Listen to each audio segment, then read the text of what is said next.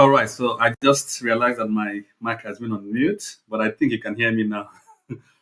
uh, I think you should be able to hear me now. So if you can hear me, just let me know in the comment that you can hear me loud and clear. Loud and clear.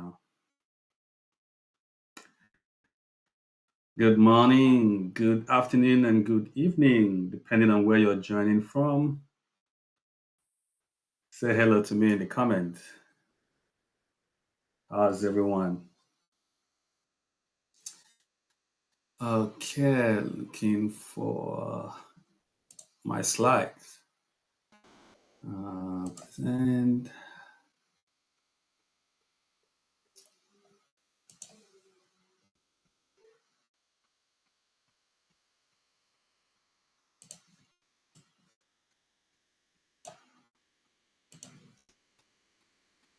can you hear me? If you can, just let me know in the comment. All right.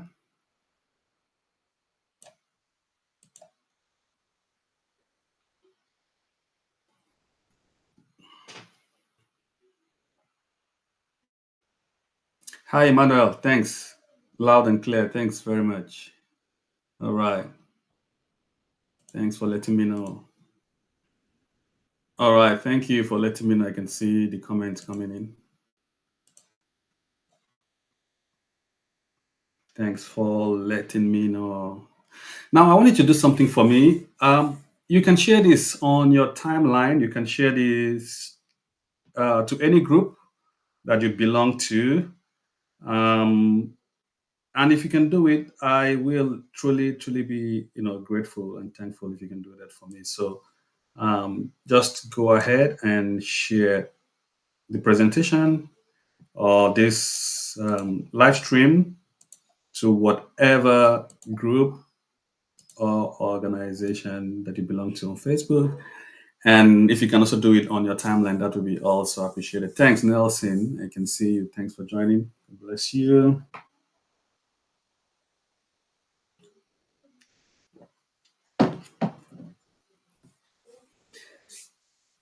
Oh, share button is not active. So is that on the page or on the group? So I know that if you are joining from the group, it will be difficult to share. But if you are on any of the pages, whether it is Apple Mede, PhD Facebook page, or if it is in Life Excel Facebook page or Success Convert Facebook page, it should be shareable from there. So sorry about that if you can't share from where you're joining from. If you're joining on YouTube, you should be able to share. So just give a few seconds for us to try and get that sorted. If you can jump into the groups to get it shared, or jump into the pages. Oh, sorry, group page and YouTube. YouTube. Yeah, those are the places you probably will be able to share from. So if you can do that quickly, then we can take it from there.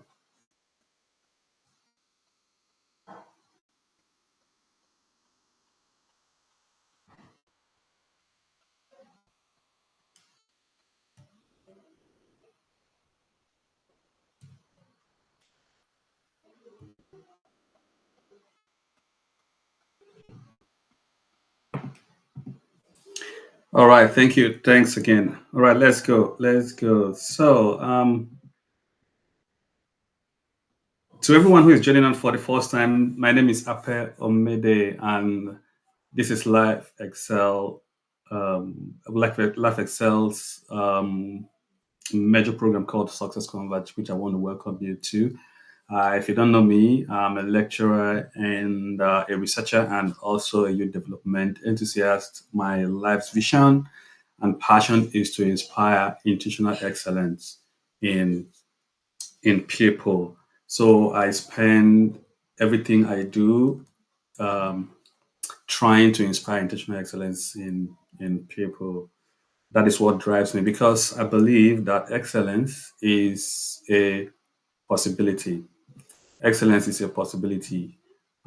We live in a time and a generation where a lot of people um, have been told or been made to believe that for you to succeed or for you to become an excellent person, you have to do something that nobody has done before, do something extraordinary or challenge other people and so on and so forth. Meanwhile, the true essence of excellence is being better than you were yesterday, being better than you were yesterday, understanding and discovering what gifts and talents and potential that God has given to you, and then using that to live your best life every single day, depending on the grace and depending on the power, depending on the inspiration of the Word of God.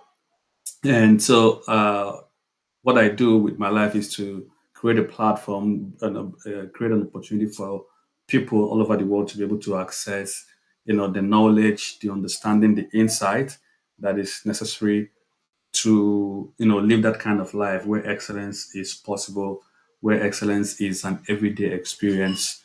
And I can tell you that it's possible because when I look at my own life, I see excellence in every single day or every single activity that I get myself involved in. And that does not mean that I do not fail, and that is the reason why today's edition of Sense Convert is very, very important. Now, excellence is when we talk about excellence, some people think that what that means is that there are no failures. What that means is that you've never failed in your life. That's not true. That you are an excellent person does not mean you do not have an encounter or an experience of excellence. Failure. The fact is that what makes you an excellent person is that you failed so many times, that you've learned so many times from them, that every lesson you've learned from your failures has an added value to your life in such a way that you never fail two times, you never fail again and again. Rather, you take lessons from each edition or event of failure in your life, and you make something great, make something beautiful, make something wonderful out of it. And that is what actually makes you an excellent person. So when I'm talking about excellence, I'm not and relating it to myself, I'm not trying to say that I've never failed in life before. I've failed several times, and everyone who some of the stories we're going to be sharing today will show you stories of people who have failed and how they eventually went on to excel. So in life excel, even though we talk about excellence, we are not failure averse, in the sense that we don't have any aversion from failing, because one of the reasons why people find it very hard to associate with failure is because of this fear of getting associated with failure. But at the end of the day, if you're someone who is fear averse, or failure averse rather, you find it very difficult to grow. You find it very difficult to improve. You find it very difficult to develop. And so I just hope that today's edition of Sales Combat will be useful to everyone who's going to join today's session. So thanks very much one more time for joining, and I'm really, really appreciative of that. I believe that by now you've shared um, the stream, so I'm very, very grateful for that, and I can see more people coming onto the stream. Um, and I think it's good to just go. It's going to be a not too long session, I believe, but it's going to be useful to everyone who's going to join today.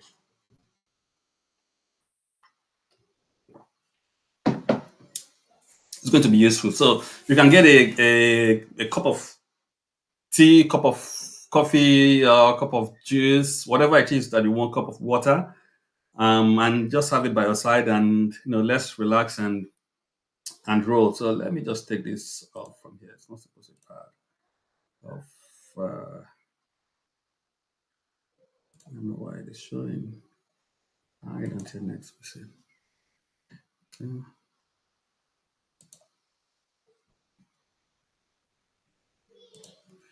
Um, yes, all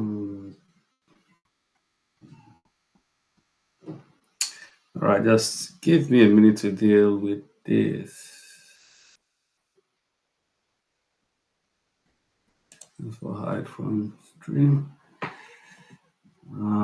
So one of these tools I use is showing up here, and not meant to be part hide. Come on. All right, so that's good now. Sorry about that, guys. Okay, so today we're going to be looking at understanding failures. And I've given a little bit of background already, so because it was just flowing inside of me that I've not even started sharing my slide, but I've started talking about some of things in my heart.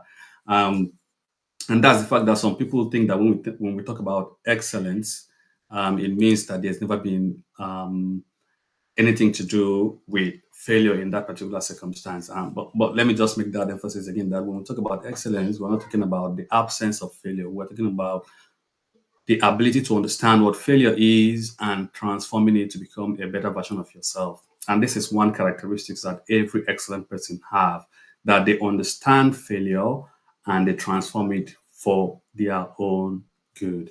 You cannot be an excellent person if you don't have a story of failure. You cannot be an excellent person if you don't have a story of mistakes and mishaps and errors that you've encountered in the pursuit of your dream, in the pursuit of your vision, that you've learned from and have applied the lessons, and then those lessons helping you to become the better person that you've become. And so, because of that lack of understanding about the role that failure plays, or trying to understand what failure is actually all about, that is rampant in our society, rampant in the lives of a lot of people, and making them to run away from, trying out things. Because if you're someone who is afraid of failure, the automatic effect or impact of that is that you'll be afraid to try new things. You'll be afraid to, follow your heart, follow your dream, follow your vision, do what it is that God has created you to do, because you're so afraid of failure.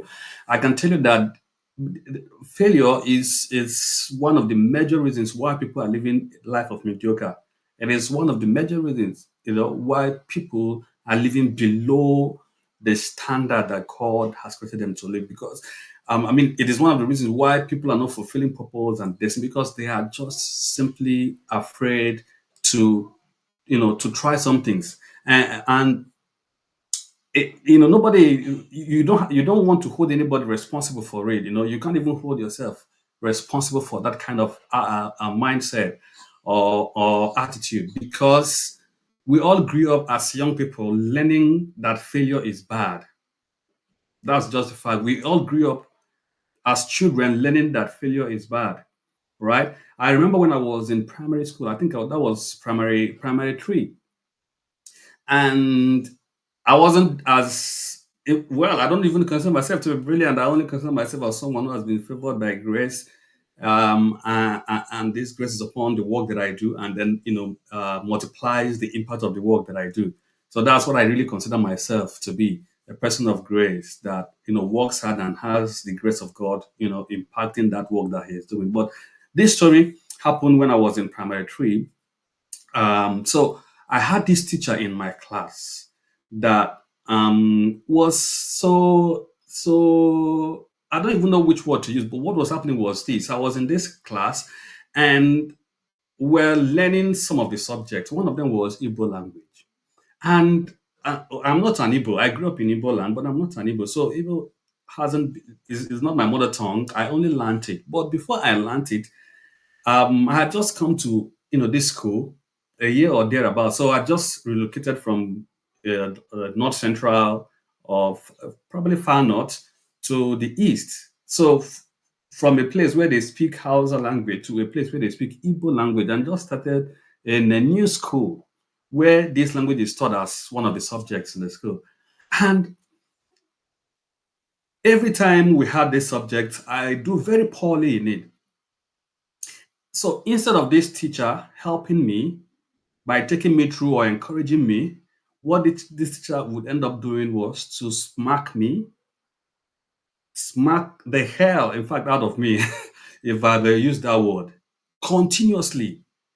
I suffered several smacking and all that. And what that did to me was that it affected my ability to believe in myself that I can actually speak Igbo very, very well. It started registering a failure signals in my brain, in my mindset about that particular subject. And it continued for a long while, but I was lucky that there was another teacher that I met who was totally different, totally opposite from this particular teacher, who was even giving us incentives for succeeding. So she breaks the class into groups and gives us assignments, and any of the groups that successfully completes the assignment she gave, um, and receives a kind of an incentive, a kind of a gift, a kind of something to motivate us. And I still remember the name of that teacher till today. Meanwhile, the one that was marking me, I can't even remember her name. I can remember her face and her structure and all that, but I can't remember her name. But the one that helped me to, be more confident in myself by, rewarding the success that we were achieving in the class. I could still remember her name. And why I'm telling this story is because many people encounter the first type of teacher that I talked about growing up from a very young age. And what those kinds of encounters do to us is that they make us become so fearful to fail, because when you grew up, you then grew up with this mindset that when you fail, there is going to be punishment. And I'm going to come to that later on again. It is something that has ravaged our society, that when people fail, they just feel that there's going to be a punishment meted to them just because they failed. And it now makes failure to become something that is very abhorrent in our society. Nobody wants to be associated with failure. But understanding the concept of failure is very, very important, very, very key if we're going to be a people of excellence. And this is what I hope that this session today will achieve as we proceed. So, I want to start with this man, Dr. Clarence Dennis.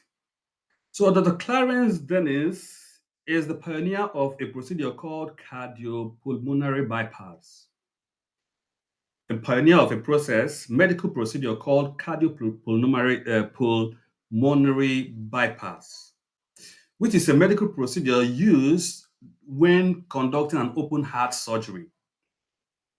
And how it is done is that a machine is temporarily attached to the heart of the person that the surgery is being conducted on, to take over the function of the heart and the lungs. So the machine takes over the function of the heart and the lung. And then this allows the surgeon to be able to operate on the heart while keeping the patient's blood circulating and oxygen and also oxygenated. So there's continuous flow of blood and continuous flow of oxygen. So that is basically what the procedure does. It has to do with a machine that is able to play the role or the function of the heart and the lungs. And this procedure, or this machine, was created by Dr. Clarence Dennis. The first test for this machine was in 1951, when he was conducting open heart surgery, the first open heart surgery he was conducting with this particular machine on a young girl, 5-year-old girl. 5-year-old girl called Patty Anderson. And so they had everything connected and they kept going. And along the line, initially they thought that the young girl had just one hole in her heart.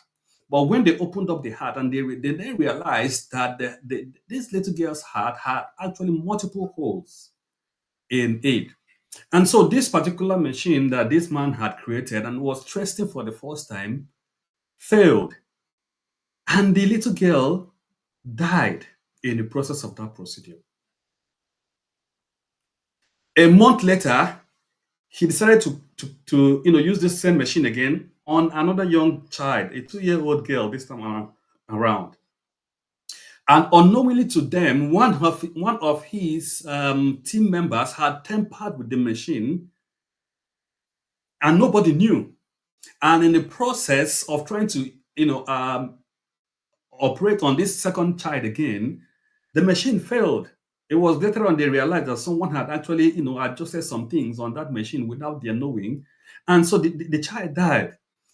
And everybody looked at Clarence Dennis as a failure.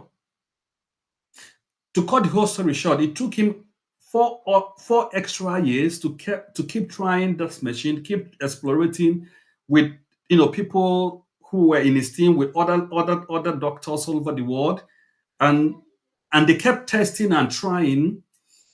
And it was after these 4 years that they were able to successfully, carry out that procedure, which is the cardiopulmonary bypass, bypassing the heart and the lung with a machine that is able to function like the heart and the lung.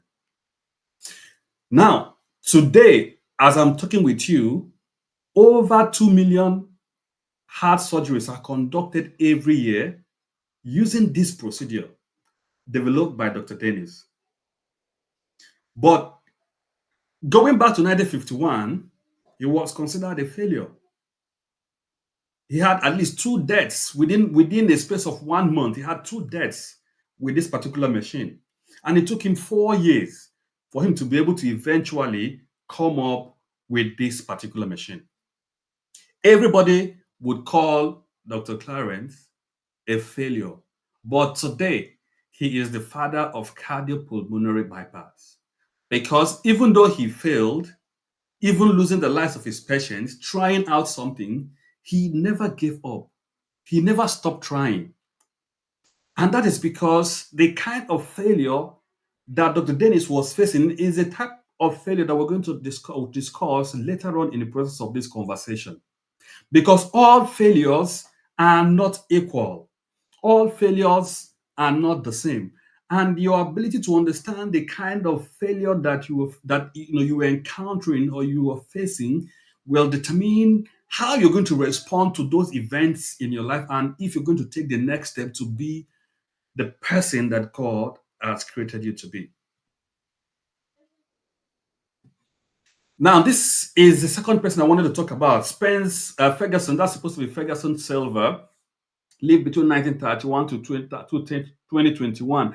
And Ferguson's story is very, very interesting as well. So Ferguson is a chemist who works with chemicals, different kind of chemicals. Also, on this particular day, Ferguson was in the lab trying to develop a sticky chemical, a glue.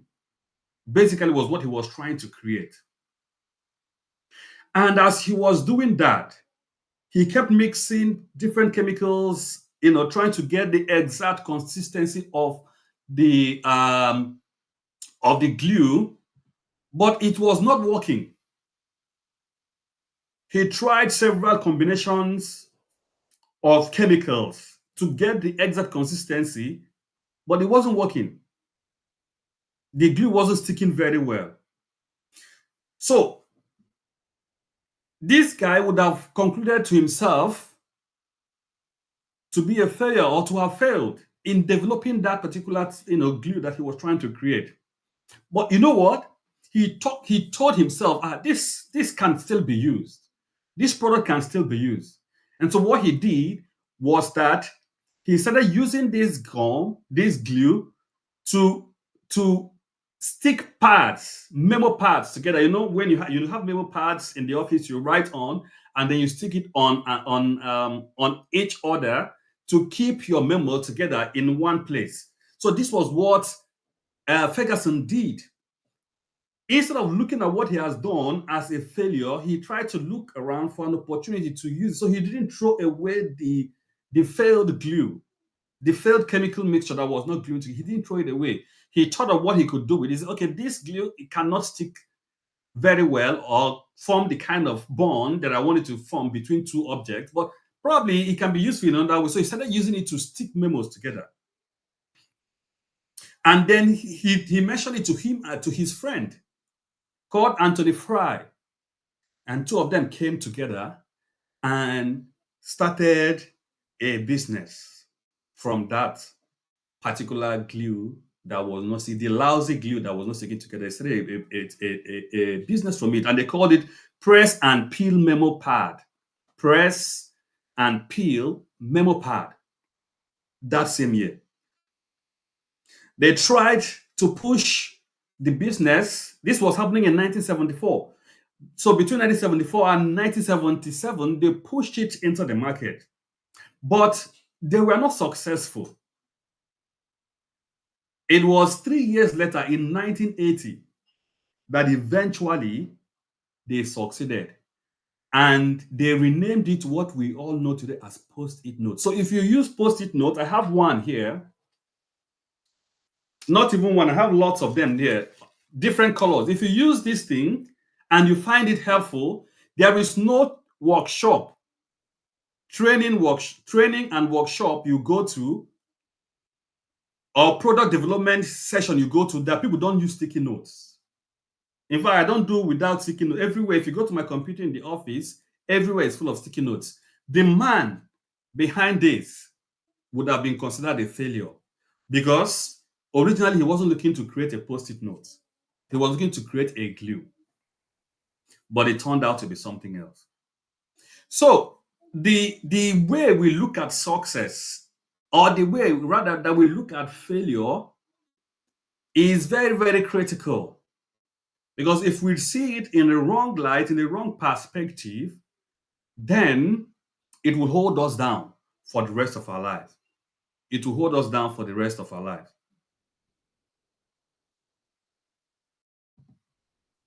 So the question is, can anything good come out of understanding failures? Can anything good come out of understanding failure? Yes, I believe that good things can come out of our understanding of how failure works. The reason why people are afraid of talking about failure is because they don't understand it. The reason why people are afraid of trying new things is because they don't understand what it really means to fail. If you have a good understanding or a better understanding, then your idea or your perspective will change. For example, we're in the Easter season. Everybody's talking about the death and the resurrection of Jesus. Every other person, including the closest disciples to Jesus, considered him a failure. His family members considered him a failure. His friends considered him a failure. His congregation, the people closest to him, considered him a failure. But Jesus himself had an understanding of what it meant to be subjected to what he went through. He knew that something will come out of that situation that people had called failure. And he knew that that which was going to come out will be transformational to him and to every man, to mankind in general, in the years to come. If Jesus had looked away from the joy that was set before him and didn't go through that so-called failure event, we wouldn't have been talking about Easter today. But it takes understanding to be able to try. It takes understanding to be able to take the next step. It takes understanding to be able to stand your ground in the face of failure. So I believe strongly that we can learn from failure. I believe strongly that we can learn from failure. Now, failure is not a definition of who you are. Failure is not a definition of who you are, because this is the mistake that most people make. Most people think that their failure is what defines them. But if you understand that failure is an event just in time, or that failure is an outcome that deviates from your desired result, then your approach to failure will change. Your approach to failure will change. You are not defined by the failures that you face, because all the failures that come your way are simply a set of events that happen in time. Set of events that happen in time. When you set a goal and it doesn't come to pass, it doesn't mean that you are that goal that failed. It's just an event that didn't come to pass. When you set an expectation that didn't come to pass, it doesn't mean that you are that expectation that didn't come to pass. It's simply an event that did not come to pass. So you need to redefine your concept, your idea about failure, because it is not what defines who you are. It is just an event in time, and it is just an outcome that deviates from the desired result. You have something you desire, right? So you are applying for a grant, and you put all your effort into it. You did your best. You expected that it would be positive, and it came out negative. Fine. It doesn't mean that situation or that sequence or that event has to define you. It is simply something that you've targeted that did not come to pass.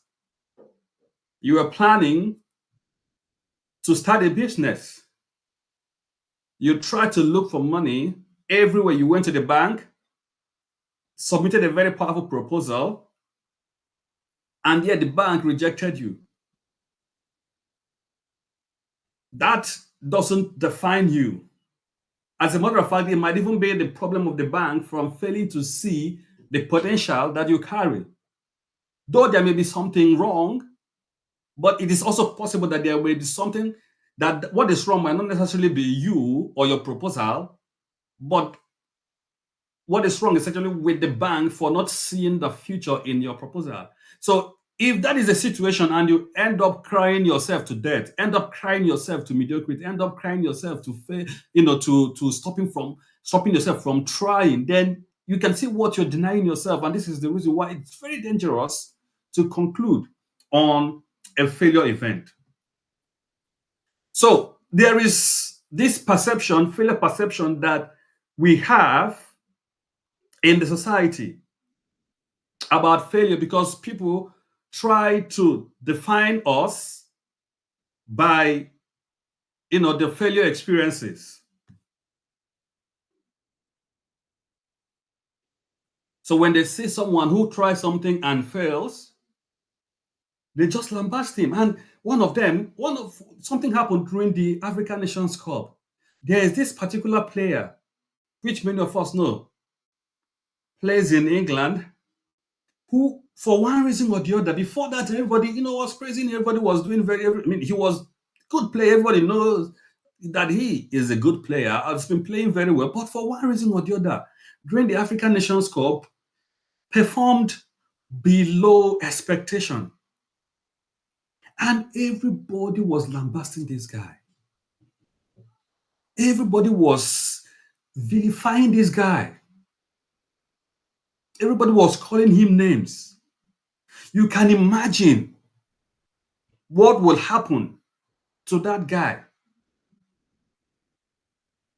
if, let me just say, you can imagine that this was exactly what was even making him to underperform, because he knew that everybody's perception about him not, scoring goals or not giving passes very well or whatever that was happening, he knew that the perception of everybody about him for all those things was negative.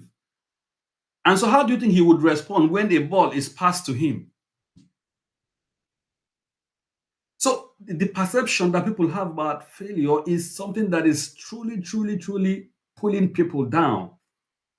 And so there is need for what is called psychological safety, where you be in a situation that you know that people will respond or react to your failure in a positive way. But the society we live today is a society that is full of judgment and castigation. People feel that the society that they live in and the people around them will always react negatively towards them when they fail. that people will judge them when they fail. And so there is this lack of psychological safety that people have. And what that does is that it makes people to continue to suppress their ability to talk about failure. It makes you to suppress, undermine the ability to talk about failure. Nobody wants to talk about failure. Nobody wants to be associated with failure. Because I know that if I talk about my failure in the public, they will call me names. They will judge me. They will castigate me. And so whenever I encounter failure, it is already in my head that people around me will hate me for that action of failure. And so, why would I want to face failure? Why would I want to go into something that I know might not work when I know that the consequence, societal consequence of it, is that people will call me name and castigate me and pull me down? So, people keep running away from things that challenge them. People keep running away from things that could lift them up from mediocrity to excellence. People could keep running away from taking the next step to being who they are supposed to be. There's a lady you're supposed to talk to. You can't talk to her because you're afraid that she will say no. There is a guy you're supposed to open up to, but you don't want to open up to him because you feel that he might take advantage.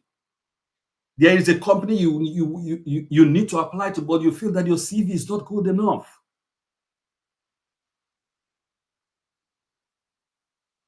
Come on, you need to know that failure that you experience do not define you, and the society can say whatever they want to say. You need to push yourself to a zone of psychological safety where you know that it doesn't it whatever happens is not a factor of what people think or what people say about where you're going. Without that, we'll continue to run away from failure. Now, how does failure happen? Understanding how failure happens is very, very important because failure doesn't just happen. It takes time and then it takes action or inactions from your side or from the systems that you play in for failure to happen. It takes the people around you or the people who are not around you. It takes the things you do or the things that you do not do for failure to happen. And understanding it will help you to know how to navigate the future. So there are three stages of failure occurrence that I want to share with us as we proceed. Three stages of failure occurrence that we need to be very, very mindful of. The first is the failure of vision.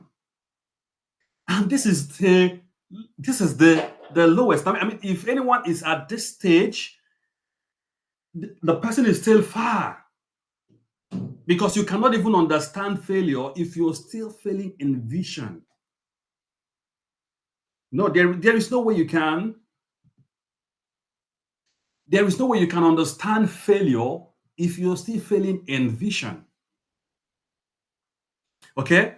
So the first is the failure of vision. And this is when you are not clear about what you want to do with your life or what your personal why is.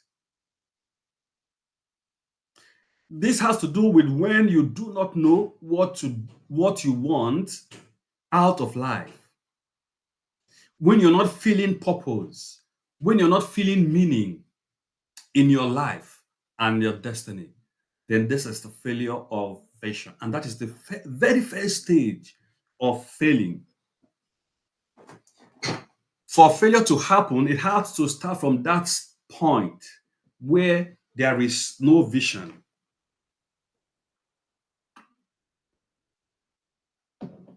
where there is no understanding of your why, where you do not feel purpose and meaning in your life. And if you are at this stage, the most important thing you can do is to look inward and focus on your well-being. Focus on what is inside of you. Focus on what gifts and talent, potential God has given to you, and start working them out. That is the only thing that can take you out of this. But some people have moved from the failure of vision. They have vision, they have purpose, they know what they want to do with their life, but still, they still fail. Okay. So some people are not in a place where they don't have an understanding of vision or what they want to do with their life. They've gone past that stage, but they still fail. And when this happens, it could be as a result of the second stage of vision, of failure, which is the failure of tactics. So when we talk about the failure of tactics, it has to do with when you know what you want, but don't have a clear or effective plan for achieving it. You know what you want in life, but you don't have a clear or effective plan for achieving it. Of course, you will fail. If you want to be a parent and you don't have a clear cut understanding of how, a plan on how to be a parent, of course you fail in that journey. If you want to be wealthy, if you want to make an A in the class, go. This is great vision. Wealthy, good vision. Build a house, good vision. Start a business, good vision. These are good vision. You've passed the failure of vision, so you're not struggling with the failure of vision. You've moved up a stage up, but you need to have a plan. You need to have a tactics. You need to be able to have a clear and effective idea on how you're going to achieve any of those things you have in mind. But sometimes people have only vision, they don't have the tactics. And so they will still fail in whatever it is that they are pursuing. They will still fail. I've seen a lot of people who want to do some things and they come and talk to me. And when they talk to me, when I talk with them, the thing I realize that's the problem is the lack of tactics, lack of clear cut and effective plan on how to achieve that particular goal, that particular vision. Every time people send me an email or send me a message, a DM on WhatsApp or on Facebook, I've applied for a scholarship several times, 100 times, 50 times, 20 times, 10 times, because I want to study abroad, but I'm not getting it. And I ask them, what is the clear and effective plan that you have put in place? Do you understand what plans need to be in place for you to win a scholarship? And then I realized that nothing is in them. It's just vision that they have.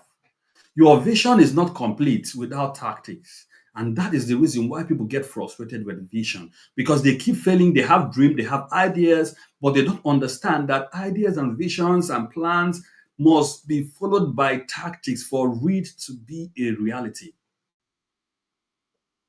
And then when they fail in that vision and people begin to judge them, they begin to fall into the zone of lack of psychological safety and begin to withdraw from their vision, begin to withdraw from their plan, and then they end up becoming mediocres. The third is the failure of strategy. Now, this is where it becomes complex. This is when you have the plan, you have the vision, you have the idea, you have the concept, you have the dream, you understand everything you want to do with your life, you have purpose, you have meaning for living, and then you have tactics as well, you have strategy. I mean, you have strategy, you have plan, you have you've put everything that needs to be in place, but you still fail. You have a plan and you followed it, but you still do not achieve your goal. And this is usually as a result of other factors that may be affecting your success. And this is very, very important that we understand when we talk about failure, that you could have everything in place. Very, very important to understand. You could have everything in place, clear vision, clear meaning and purpose for your life, clear personal why, good plans, effective plans, and still fail because sometimes some things are beyond your control. Some things are out of your control. And when things that are out of your control, interact with your vision and your ideas and your plan, the plan and the vision may fail, but still, that doesn't make you a failure. But still, that doesn't make you a mediocre. But still, that doesn't make you someone who cannot succeed. It is simply a failure of strategy, of things that are out of place for you to handle, out of place for you to control. And they happen. But you know what? There are people who are not even struggling with vision. There are people who are not even struggling with plan, or if I mean plan and effective, organization and all that. They are only struggling with things that are out of their control, and they fail as a result of that. And then they close shop and stop trying. They close the business and stop trying. They stop applying for scholarship. They stopped going to other banks. They tried one or two or three banks, and the banks say, no, sorry, we cannot give you money because you don't have enough collateral for us. And they stopped going to the banks.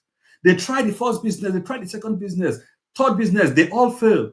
And they stopped trying other businesses. Look at someone like Thomas Edison. History told us that he failed 10,000 times. And when he was asked, he said, I did not fail 10,000 times. I only learned 10,000 ways of not making this to work. He had the vision, he had the plan, put everything to work, but still something beyond him was not working out for him very well. But he kept pushing. What most people would do would be to give up, and that's just it. So you need to know at what stage of failure that you are so that you know how to respond effectively. Are you at the stage of failure of vision, or are you at the stage of failure of tactics? Or are you at the stage of failure of strategy, where endless number of things, events, actions, activities, external, internal, come together to impact on your vision, impact on your dream, impact on your plan, and the impact is so enormous that they make you fail in that which you want to achieve. It's very, very important that you understand what stage that you are when it comes to failure.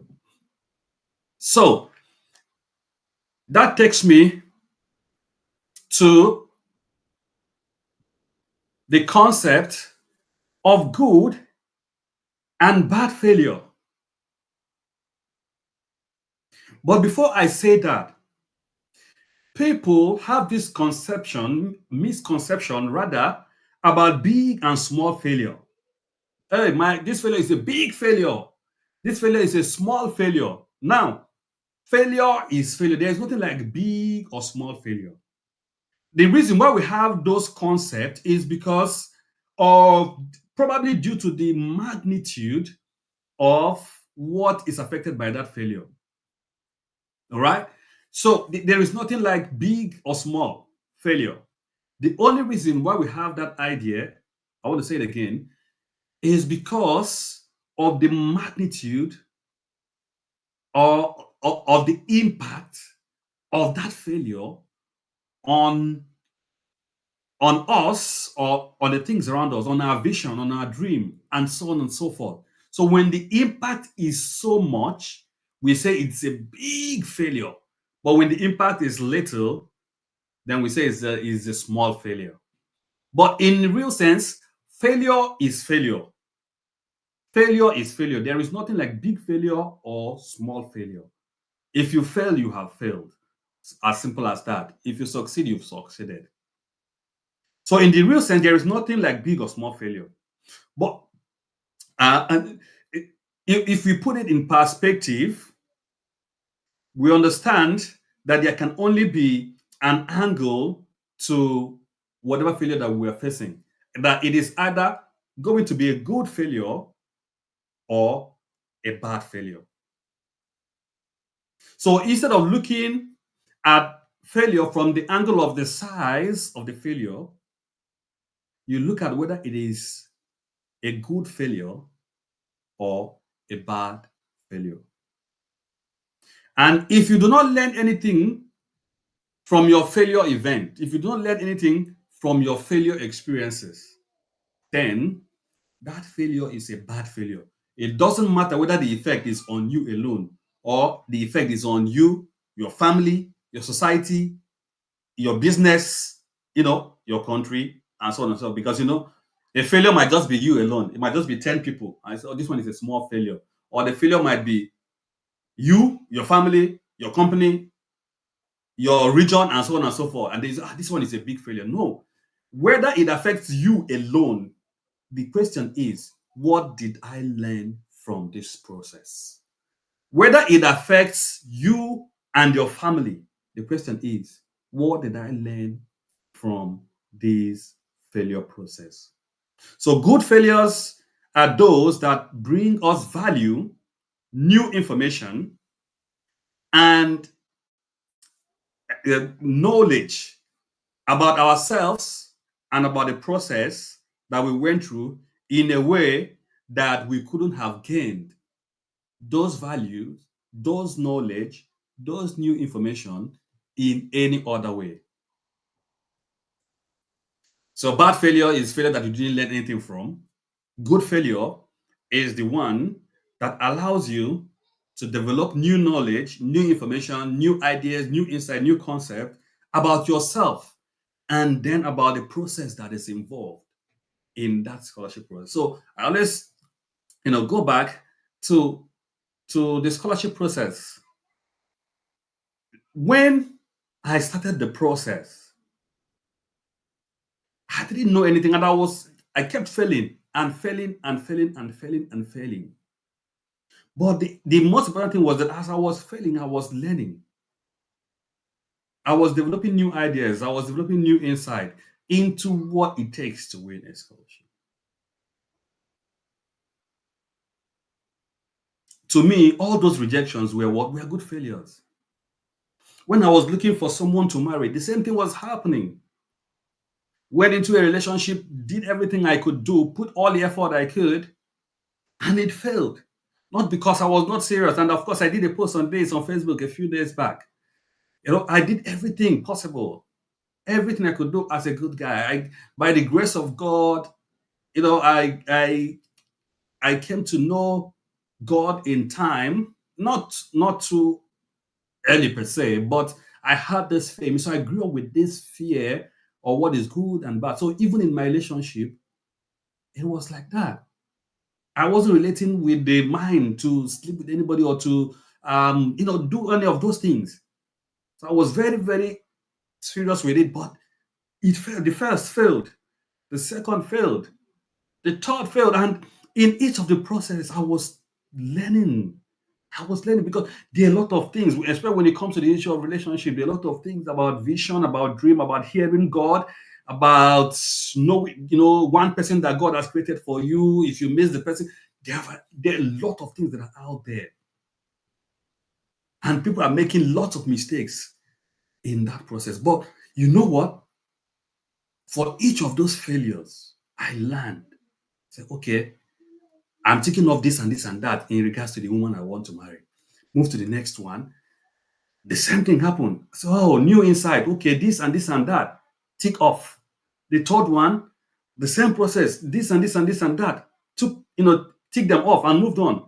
When I was eventually in the right relationship that was supposed to be, it was easy, easy peasy. It was easy. There was no stress, no issues, no struggle, nothing, nothing. And this year, that relationship, that marriage relationship will be 10 years of bliss. We've had our challenges, but we're still moving on.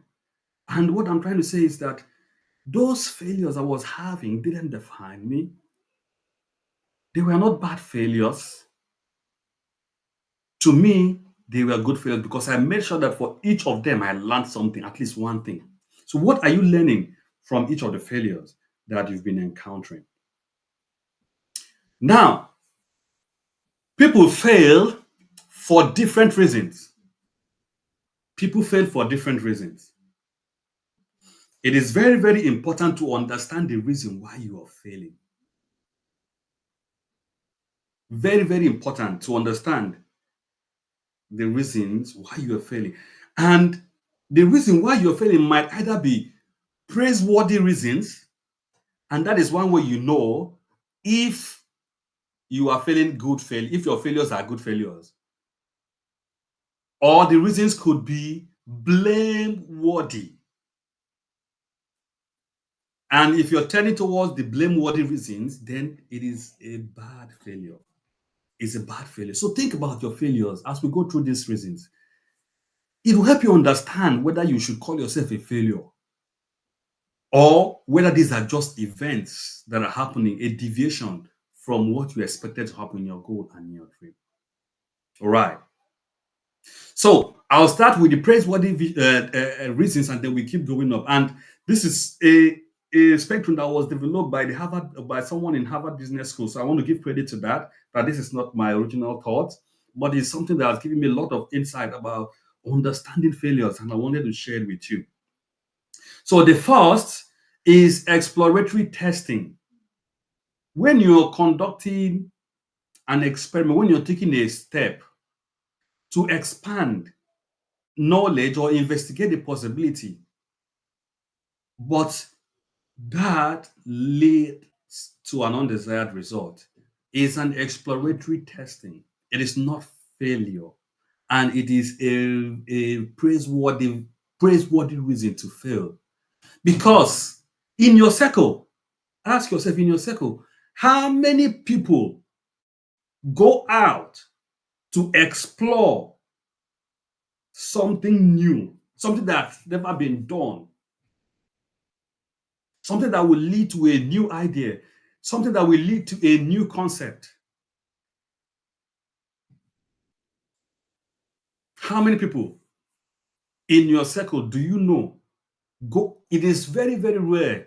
So people who are discoverers, people who are visionaries, people who are pioneers like Clarence Dennis, like Spence Ferguson Silver, who go on, Thomas Edison, Albert Einstein, people who go on to discover new things and new ideas. This is the reason they give to themselves. They give to themselves this reason of exploratory testing. They say, I want to go out and test this thing. Nobody has done this thing before. Let me go and test it.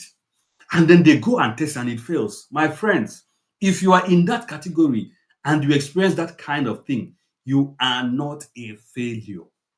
You are not a failure. If the reason why you are failing is because you are exploring new frontiers, is because you are exploring new dimensions of faith, you're exploring new dimensions of truth, you're exploring new dimensions of impact, you are not a failure.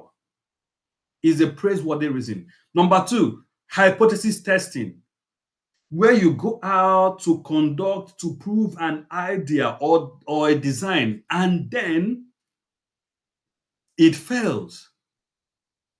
So this is a step lower than exploratory testing. This is a hypothesis. Someone has said that if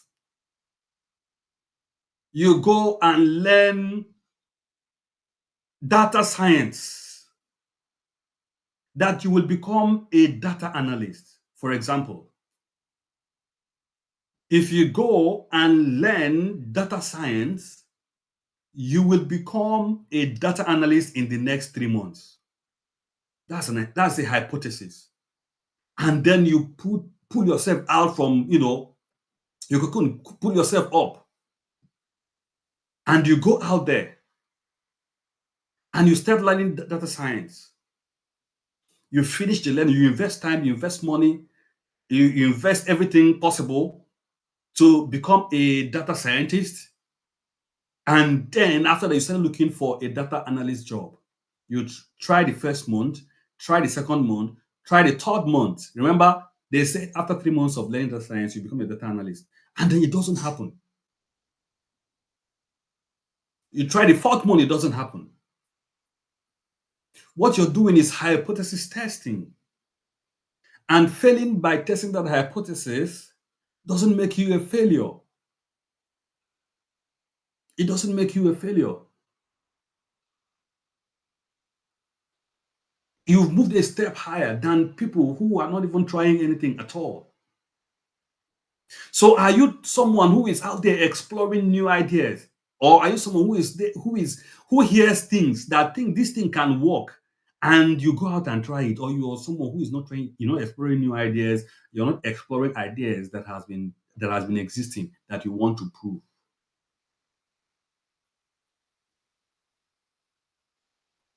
So if the reason you're failing is because you're putting to test an idea or concept that has worked for other people and it doesn't work for you, you are not a failure. Because it doesn't work for you doesn't mean you are a failure. There may be other external factors. Remember how we talked about the stages of failure? It may be simply a failure of strategy. There might be some other things that you need to put in place or to learn to actually be able to achieve that. Third reason for failure that is also praiseworthy is uncertainty, which is a lack of clarity about future events, which causes an individual to take seemingly reasonable actions that produce undesired results. Lack of clarity about, so, an example is this marriage thing, right? That's a typical example. Another example is going to a school to study a particular course. Another example is to take the bold step to start a business. Another example is to take a bold step to relocate to another city. You don't know what will happen if you relocate to a new city. You don't know what will happen if you start a new business. You don't know what will happen if you marry him or marry her. You don't know what will happen if you study that course in the university. You don't know what will happen if you decide to change profession. All of these are surrounded by uncertainties, but there are people who, out of those uncertainties, still take a step, take actions, reasonable actions, but still the result they desire will not come to pass. You start the business, and then tomorrow government comes up with a new policy and says, um, sorry, the tax for this particular business has increased, and so you end up spending money paying tax than saving money to increase the business or to grow the business.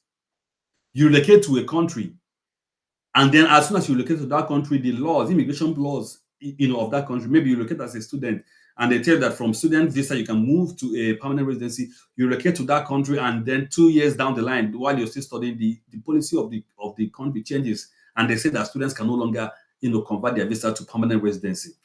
You start a relationship with a guy or a lady, everything looks promising, and then 2 years down the line, 3 years down the line, somebody pulls out from the relationship. You start a course to study, you start in the university to study a particular course, hoping to become an engineer or a doctor, and then along the line you graduate, and there is no job. 5 years down the line, you can't find a job as a medical personnel or an engineer, but you've taken the step.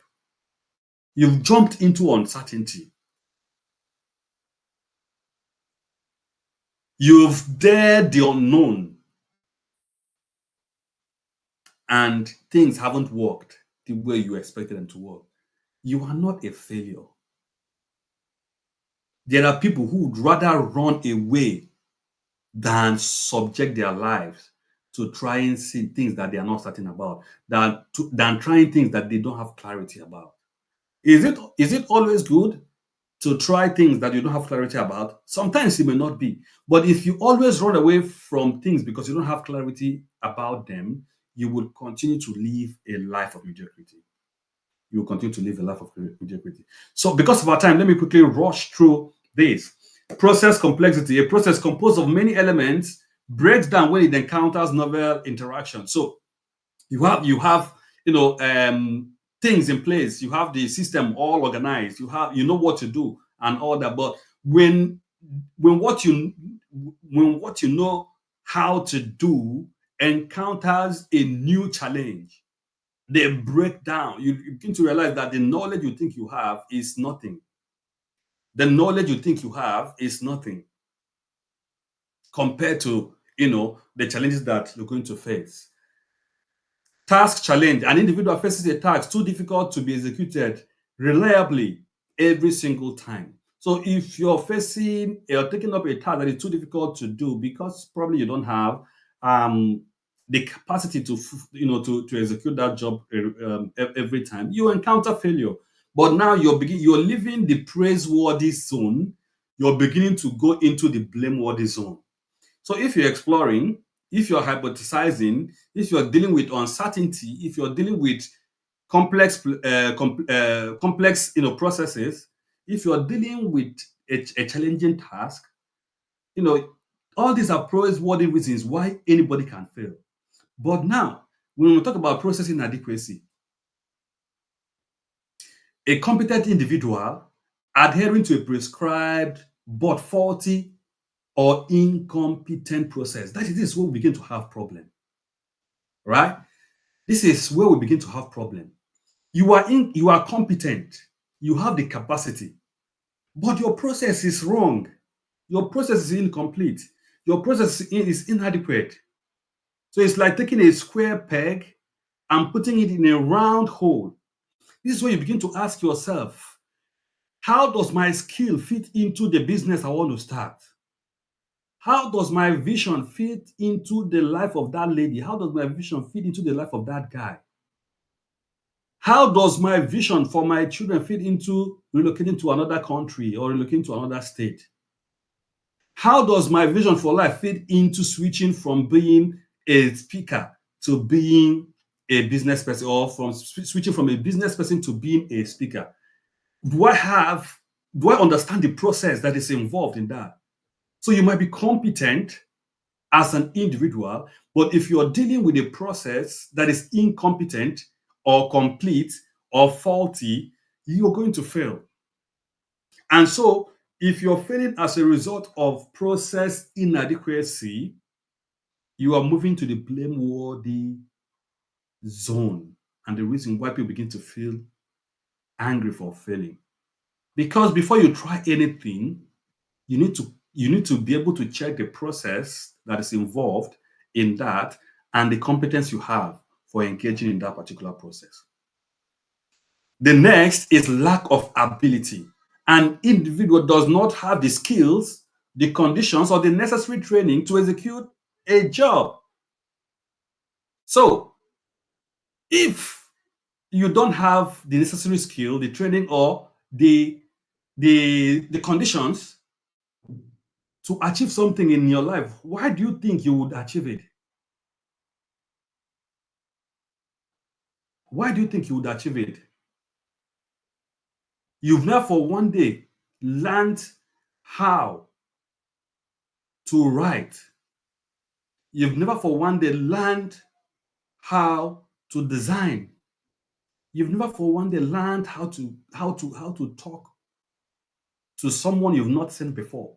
And you expect that when you just go for a conference, your mouth will open and start talking blah blah blah blah. No, it doesn't work like that. So when you go to that kind of environment and you see that you are always standing by yourself, nobody to talk to, it's a failure on your part because you have refused to pick up the skills, the conditions, or the training that you needed to be able to network appropriately in that particular environment or in that particular situation. Inattention. When an individual fails because they don't pay attention to what is supposed to be done. There's a specification on how to do certain things. There are rules and guidance on how to do certain things, but somebody is not paying attention. Somebody is not thinking about the process. You need to sit down and think about every step you want to take and ask yourself, do I have the skill that is required? Do I have the training that is required? Am I in the right condition of mind that is required? Is the process right? Is the process complete? Is this the right time for me to do it? What are the things that I might likely encounter that I'm not prepared for? This is what it means to pay attention. And a lot of people fail. Lots of people fail because they don't pay attention. They don't ask these questions. They don't ask the right question about their skills and talents and potentials and how it fits into what they want to do. And if the process, the process is the process that they need to follow is in place, is complete for them to be able to follow it, or is there anything missing in the process that might lead to the failure of that ambition that they have? So inattention is a blameworthy reason for failing. Is a blameworthy reason for failing. And then the last is deviance, where an individual chooses to violate a prescribed process or practice, and you think you're going to fail. So because there are principles, okay? There are principles in life. There are principles in life. And if we deviate from principles of success, we're going to fail. Whether it is success in marriage, success in ministry, success in business, success in career, success in whatever it is that in personal life, spiritual life, and so on and so forth. There are principles that guide these things. If we deviate from them, then failure will definitely happen. And if those failure happens, they are definitely bad type of failures. Remember, bad and good type of failures. So where are you on the spectrum of failure? Are you on the praiseworthy spectrum, section of the spectrum, or are you on the blameworthy section of the spectrum? A few more slides, and I'll be out of your face. So,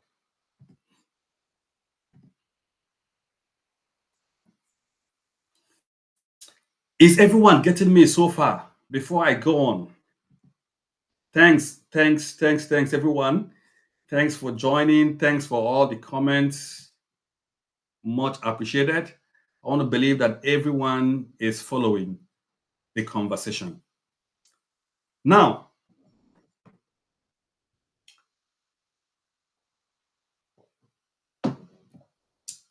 as I begin to round up, we've talked about, we introduced good and bad failures, right? We introduced good and bad failures. I want to begin to round up with this. So, with all the good failures are categorized into what is called intelligent failures. And this is because they provide valuable new knowledge, like I said initially, that can help you as an individual or an organization to leap ahead in life and ensure future growth. So when you fail, what I want you to do is this.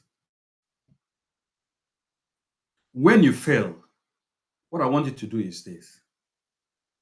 Ask yourself, did this failure provide me with any new knowledge, valuable knowledge, as an individual or for my organization? Will this knowledge help me to leap ahead? And does it provide me with opportunity for future growth? Because all good failures would always do that for you or your organization. All good failure would always do that for you or your organization. So, failures in this category can rarely be considered good because they do these things that I've mentioned. They help you to develop new knowledge, help you to leap forward, and help you to grow. Now, how do you recognize intelligent failures? This is very, very helpful or very, very important. How do I know if the failure that is happening in my life is a good one and it's an intelligent one? Five things. One, if the failure that you're encountering is taking place in a new territory, then it is an intelligent failure. What do I mean by that?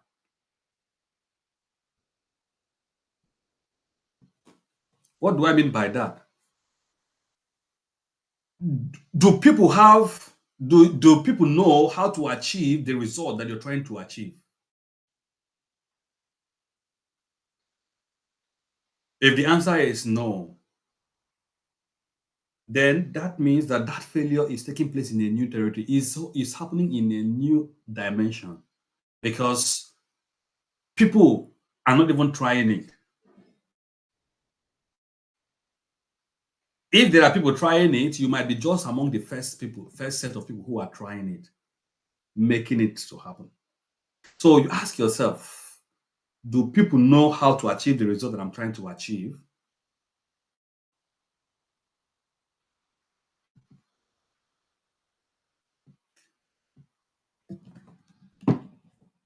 Okay.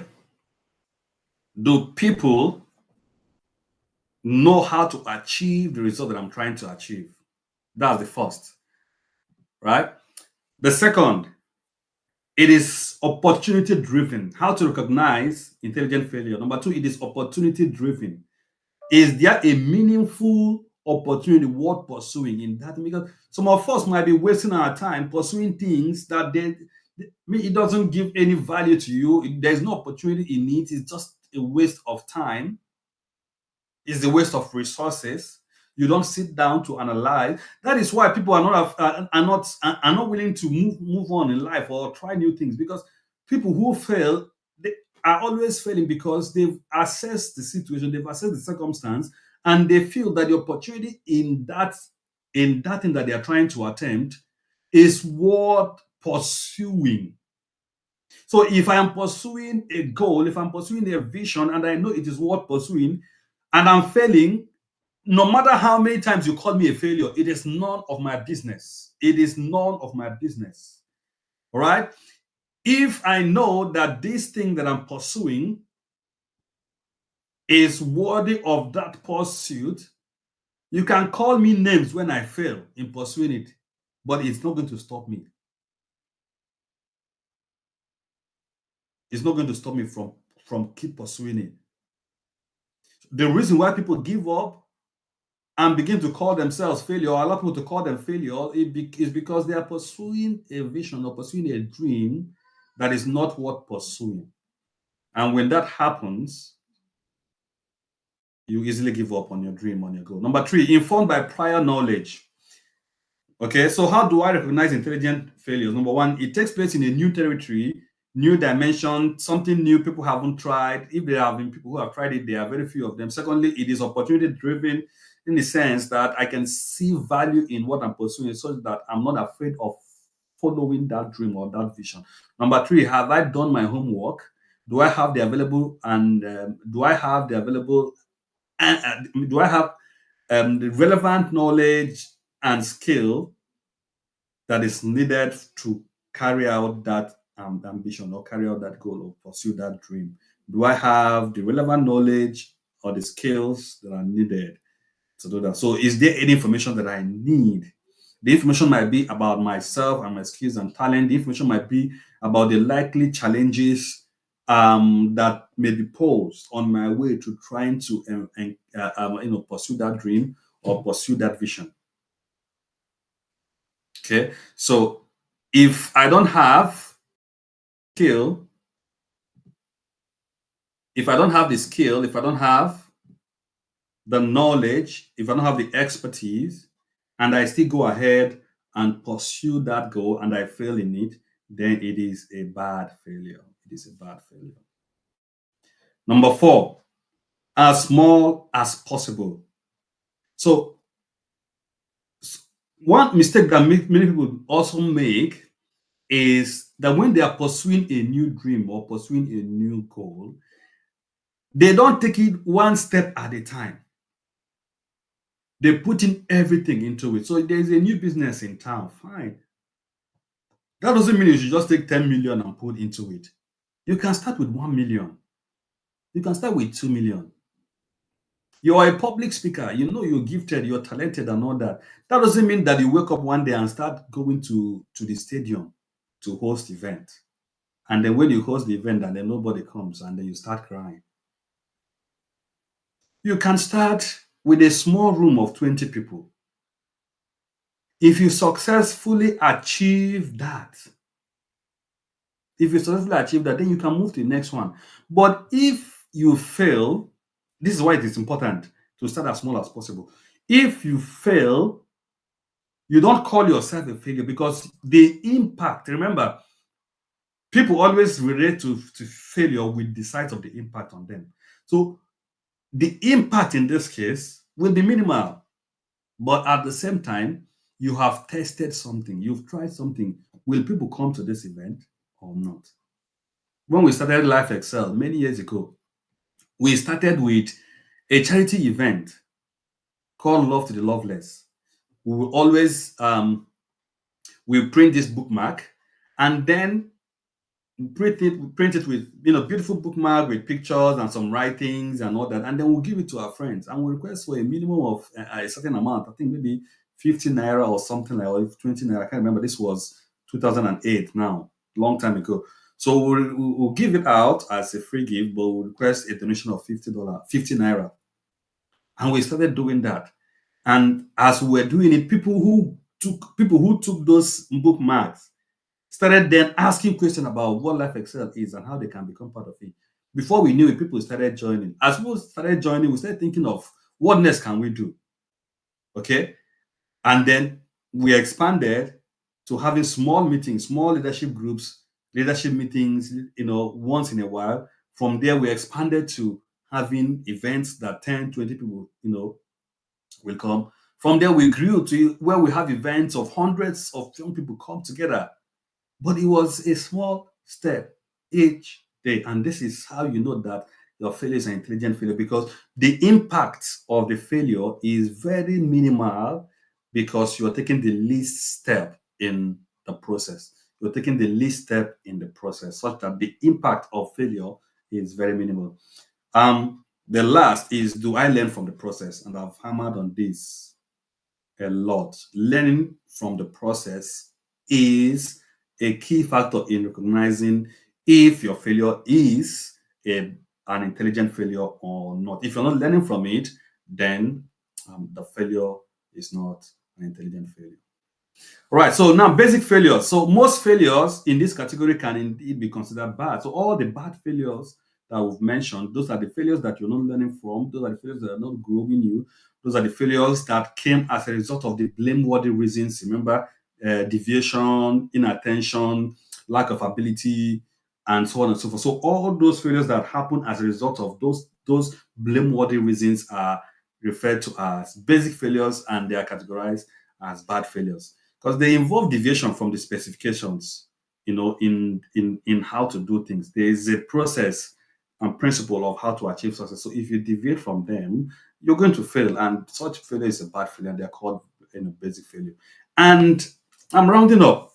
So you recognize them because they take place in non-territory. So these are things that people have done. You don't have any reason really to fail in them. You don't have any reason to fail. The only reason why you're failing in them is because you are not paying attention, or you're simply deviating from the process, or you've not taken time to check if you are capable of doing that particular task, or that following up with that vision or that dream of yours. Or maybe there is process inadequacy, or things that you can actually control, but you are not in, taking full attention and giving to that particular process. And they happen from a single cause. It's just one thing that is responsible for it. It's not a collection of things happening together. So remember, when we talk about the stages of failure, The failure of strategy is a collection of things, a lot of things happening all at the same time. Okay, so maybe you have a dream to graduate, and you get admission into a university and you start progressing, and then suddenly the person who is funding you dies, or the person who is providing for you suddenly decides not to provide your fees again, and then before you know it, you fell ill, god forbid you fell ill, um and you couldn't study as hard as you wanted to again. um Things coming together and interacting with your dream and your vision in such a way that you cannot control, that's a different case. But if it is just one thing, a single cause that you can actually handle or actually control, and it still results with failure, then that's a basic and a bad failure. So how do you recognize bad failure? One, it is happening in a non-theory. It's not as if there are no examples for you.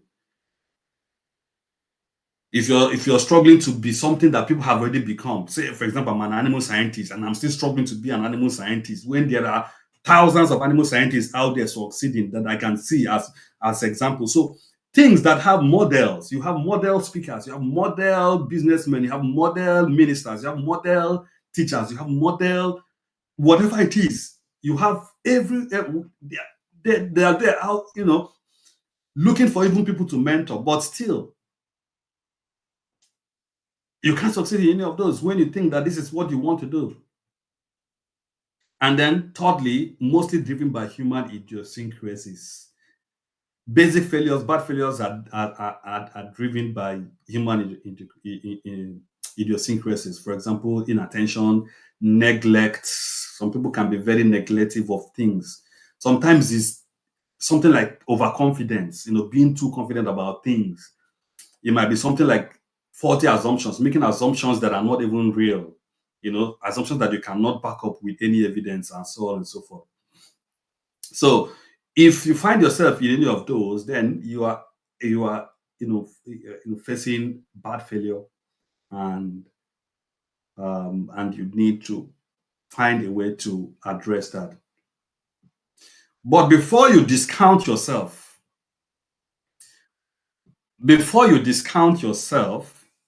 as a failure, you need to ask yourself these three reasons.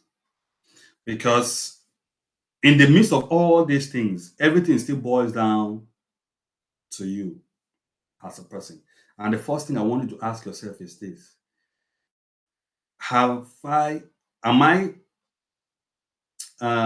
struggling with psychological safety? Remember, psychological safety, like we said when we started, is the feeling that people around me will judge me. People around me will discount me. People around me will neglect me. People around me will say negative things about me. So in my head, I don't want to try anything that I know will fail. I don't want to get involved with anything that I know will not work. Okay? So if you are in that situation, then there is something wrong. You need to ask yourself if you are struggling with that, the issue of psychological safety, and you need to um do your best to move away from a negative psychological safety um, landscape to a positive psychological safety landscape where people you surround yourself with are people who understand that they are also humans, they also fail, and they support you whenever you fail. They don't judge you, they don't pull you down, but they support you. Second, are the reasons why I am failing blameworthy or praiseworthy? That's the second question you need to ask yourself before you discount yourself, because you might actually be failing as a result of praiseworthy reasons that we have listed. Exploring, hypothesizing, just a period of uncertainty, even though you knew what you wanted to do. You have the skills, but maybe some novel interactions with your vision, there's an encounter with things that are beyond your control. So you might be failing as a result of praiseworthy reasons.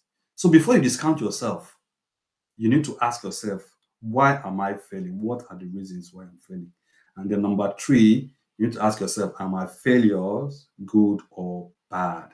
So even though your failure might be praiseworthy, might be coming from praiseworthy reasons, you might not be learning from them. And any failure that you do not learn from, it becomes a bad failure. If you're not growing in it, if you're just doing things because people are doing it, and you're not growing in anything new, then there is a problem. Right. So when you fail, whether it is intelligent failure or basic failure, one thing that you owe yourself is to perform a failure analysis. One thing you can do for yourself is to perform what I call failure analysis. Number one, review the process again. Go through the entire process from the start to the finish and map out everything that could have gone wrong. That's the second thing. Brainstorm the entire process and then find out what happened. Okay, find out what happened. If a business fails, don't just pack and go. Sit down and ask yourself, okay, what really happened? Is it that my business model was wrong? Is it that I didn't identify the right customers? Is it that my product, something is wrong with my product? Is it my pricing? Is something wrong with my pricing? Is something wrong with my design, product design? So myriad of things might have been wrong with the entire business plan or business process. A lot of things might have gone wrong. There are things that you might have missed. So instead of just, um, closing up the case and say that's the end of it, you need to sit down and do a failure analysis. And it is in the process of the failure analysis that you now learn new things. When we talk about learning from failure, it is when you sit down and ask yourself these questions and be sincere about them that you learn. Review the process, brainstorm the potential failure modes to help you identify the root causes, list potential effect of each failure, seek help with the root causes. So when you identify what those root causes are, seek help. Is it to learn new skill if it's as a result of a skill, or if it's as a result of a skill? Is it to learn to network or develop new network? It might be that you just need to connect with one person and then that will be the end of the story. Is it you need to develop um new product that will suit your customer. So you need to just understand what is the problem and then you need to seek help with the root cause of that particular problem. Then when you find what the root causes are, develop an action plan. Develop an action plan. Develop an action plan. But don't just develop action plan. Act on your action. Act on the act. So sorry, act on your plan rather. Act on your plan. Take action on those plans. All right, not just developing them and keeping them, but taking action on them is very, very, very, very critical. Very, very critical. So let me go through them again. One, review the process. Two, brainstorm potential failure modes. List the potential effects of each failure. Seek help with the root causes of those failures. Develop an action plan and then take an action. And this is where a coach comes in. This is where you need someone to coach you. So when we talk about coaching, people think that someone is looking for a way to take money from another person and so on and so forth. What you don't understand is that we ourselves we also have our own coaches. I have what is it called, programs, training programs I buy from people who are ahead of me that I want to learn from. I buy their products and I go through the process. So when you see some things happen in the lives of certain people, you might not know what is really happening in the secret. So some of the sacrifices they are making. And you also need to make some of those sacrifices. So if you go through the process of failure analysis and you really think that you need help, go and seek help. If it is to pay for a training, do that. If it's to pay for mentoring or joining an accountability group, whatever it is, go ahead and do it because at the end of the day, you'll be doing yourself good. So, my last slide. No matter what happens, know that you are not defined by your failure. No matter what happens, know that you are not defined by your failure. Your failure is not you. You are not your failure. Your failures are simply events just in time, outcomes of events that were deviated from the main goal or the main objective. and there are reasons why they happen. If the reasons are praiseworthy, they are intelligent failures, and you've learned the process, you've learned from the processes, you've learned from the situation, the event, and you're moving on with those lessons to make great impact. So don't let any of those hold you back. Don't let any of those be a limitation to you. Don't let any of those, stop you from being the person that you were created to be. There's still great future ahead of you. There's still great opportunity ahead of you. There's still many things that you can achieve in your life and with your life. And there's no failure in this life that is enough to hold you back. There's no failure that is strong enough to put you down. So I hope that a few understanding of failures, why they happen, the stages at which they happen, the reasons why they happen, and the types of failure, and how you can analyze them that we've shared in this session today has been very helpful to you. I hope that you go out of this session with some of these ideas and use them to transform your life. So I just want to thank you for joining me again in this edition of Success Convert. Very, very appreciative of that. As usual, I cannot be here without you. And so I really, really want to thank you for finding time to join. And I hope that this session has been very helpful to you. And so thanks very much for joining, and have a blessed Saturday and the rest of your day, wherever time you're watching the replay. God bless you, and let's continue to make excellence come on in our time and our generation. So that's where I come to the end of today's session. I'll just stay back for a few minutes and see if there's any question online before I sign off completely.